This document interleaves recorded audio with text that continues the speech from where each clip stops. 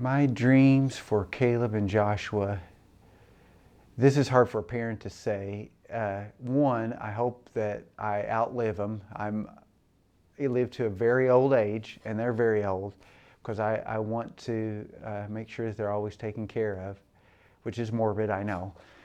But I think people with special needs, kids, would understand that. But as far as now, is I just want them to, for Caleb, I'd like to see him become more independent. I'd like to be able to take him to Disney World. One of the things with him is he'll get on a ride and he won't get off, and it's really hard transitioning with him. I'd like to see him control his, how does Betsy call it? It's his kind aggression, or something, where he will just come up and hug somebody, and sometimes he takes them by surprise. Unfortunately, he hasn't lost any teeth or got a bloody nose yet. I would like to see Caleb be able to do some things on his own, possibly live at a facility that would allow him to be semi on his own, but with structure and supervision, where he can still get out and be with people and interact. It could be that for a while he'll need to be at home with Betsy and Frank. The ideal is that Stewart Home and School would be a wonderful place. I don't foresee Caleb being capable of even semi-independent life. So I hope for Caleb, his parents have a long, healthy life, and that he never lacks for someone who loves him and can help take care of him. Caleb, I would like just to know that he's in a great situation where he's happy and can thrive as much as possible. And, in a situation where Frank and Betsy won't have to be always worried about them. The next, what I expect to see out of Caleb, what I would like to see out of Caleb in the next year or two, I'd like to see more progression. What I can see, Caleb definitely doesn't make his biggest steps, and so that's the difficulty. I would like to see some more maturity out of him if we could get there to where he would understand maybe a little bit more about safety, awareness. Those would be nice. That's what I'd like to see. Do I think it'll come quick? No. I think as he ages, when we get to be about late 20s, that's my experience watching this happen throughout multiple clients, multiple years, almost 30 years of experience.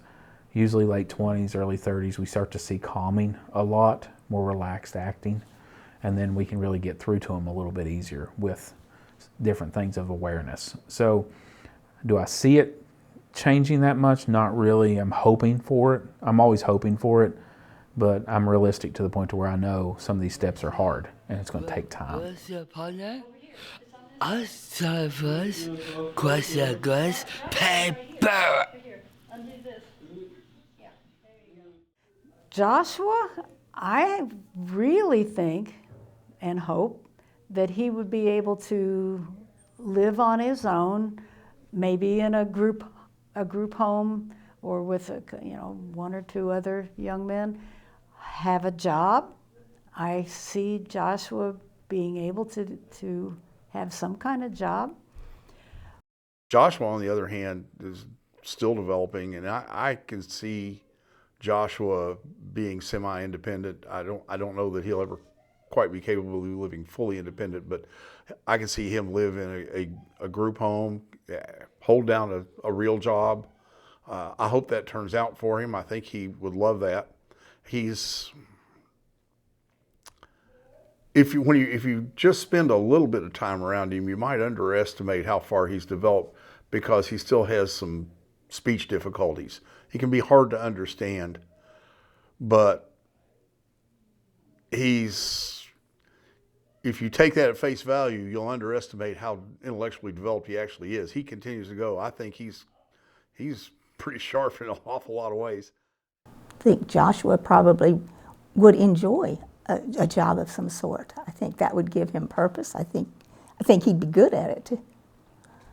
For Joshua, post next few years, school, everything once he finishes, I see a lot of good things for Joshua.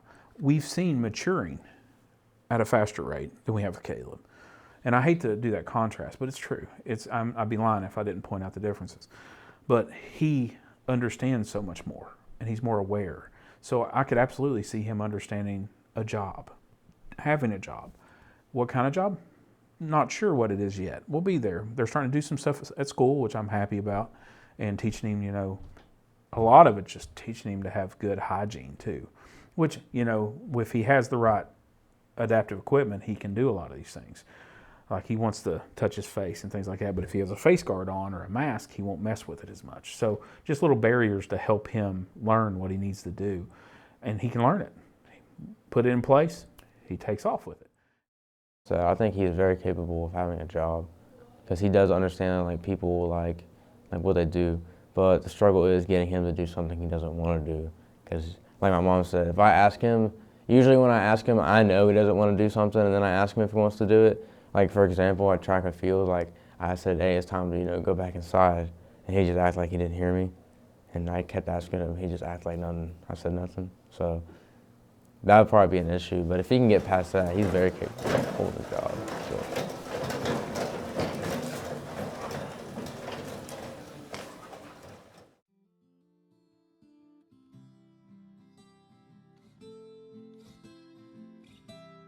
So, how does it feel having watched your children grow up alongside the Caines boys and then kind of being a part of your life? Oh, it's been wonderful.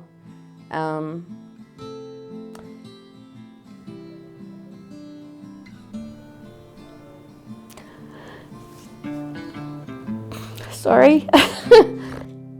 I'm sure some people say that my son turned out the way he is because of his mom, and that he has that love because of who I am. But that is not true. He has a pure heart. And he embraces Joshua and Caleb because he loves them. He truly wants to spend time with them. It's not because he's, trying to get pictures on social media or because he thinks it makes him look good to other people. And Joshua and Caleb have taught my children way more than my kids will ever teach them.